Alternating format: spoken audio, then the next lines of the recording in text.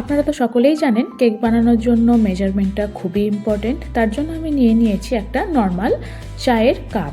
পুরো রেসিপিটা এই চায়ের কাপে মেপে করে দেখাবো আপনাদের। এবার নিয়েছি হাফ কাপ মতন কমলা লেবুর রস। এটা আপনারা বাড়িতেই কমলা লেবু চিপে রস নিয়ে ব্যবহার করতে পারেন, বা বাজারে যে টেট্রা প্যাকগুলো পাওয়া যায় সেই টেট্রা প্যাক কিনেও ব্যবহার করতে পারেন।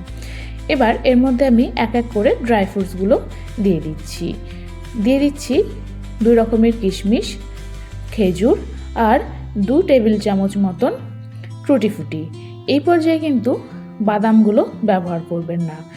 আপনারা চাইলে আমন্ড আর কাজুর সাথে সাথে পেস্তাও ব্যবহার করতে পারেন।